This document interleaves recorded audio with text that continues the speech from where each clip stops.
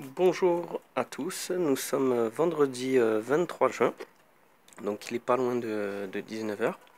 Donc je fais une petite vidéo, donc je pense que ce sera certainement la dernière de la saison pour en ce qui concerne l'élevage et la reproduction.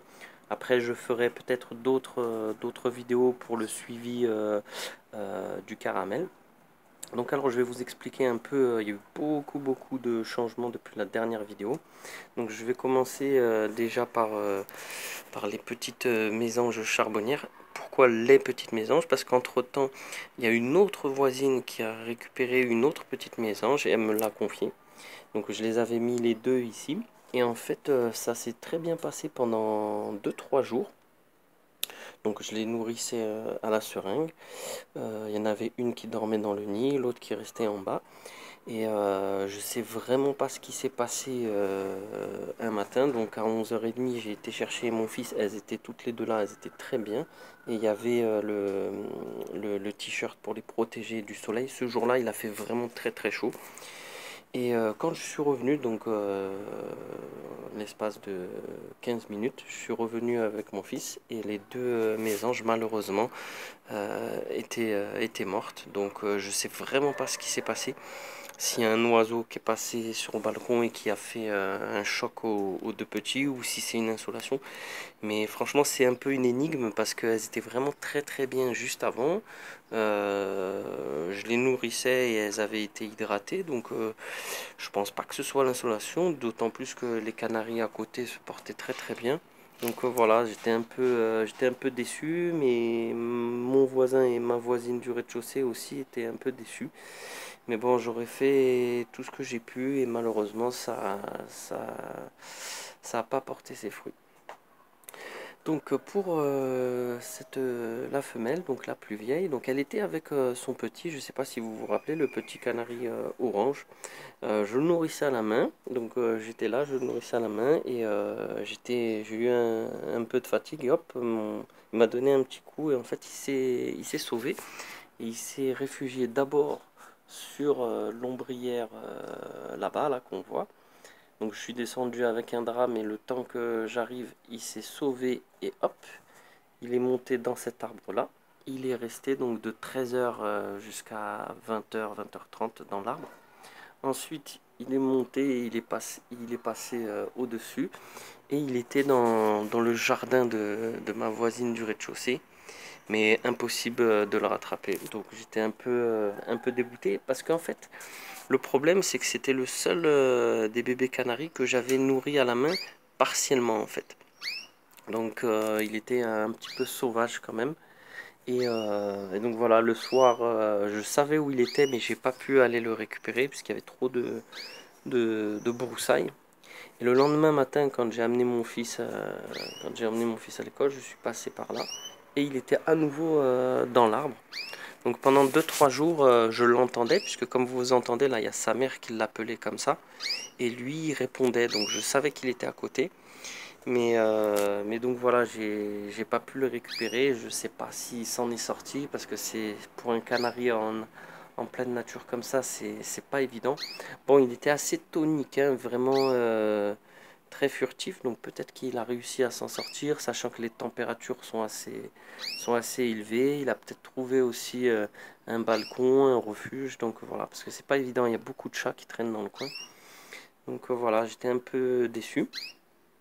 Ensuite, elle couvait son nid. Il y en avait sur les 5 œufs qu'elle couvait, il y en avait euh, deux sûrs qui étaient fécondés, qui étaient bien partis.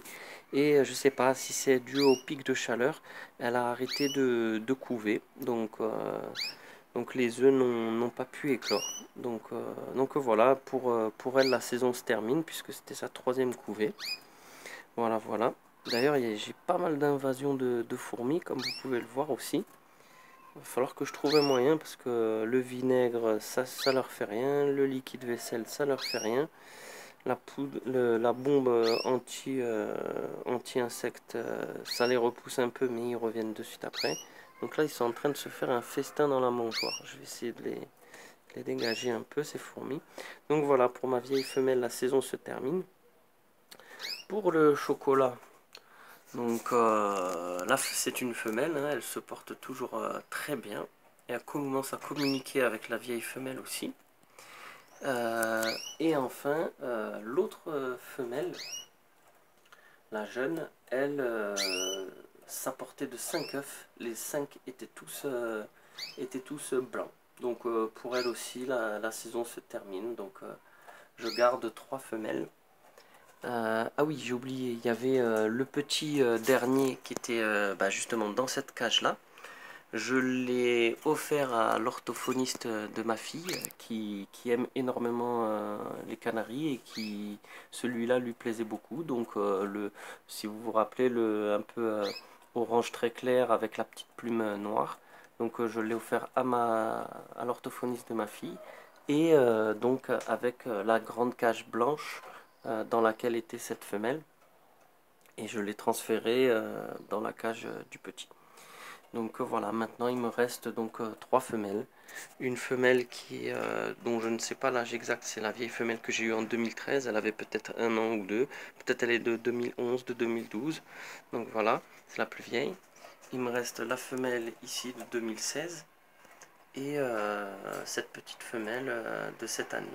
Donc voilà, ce sera ma souche pour l'année prochaine. Et l'année prochaine, j'aurai le projet éventuellement de faire des croisements si possible. Donc je vais étudier tout ça, essayer de voir si je peux trouver un indigène pour faire éventuellement des mulets. Ce sera mon projet puisque en fait le problème que j'ai eu avec ma femme qui ne supportait pas le bruit des canaris, c'est que les 2 mâles chantaient vraiment trop fort. Et d'ailleurs les 3 petits, je crois que finalement c'était tous des mâles, donc j'étais un peu obligé de les donner et de les vendre.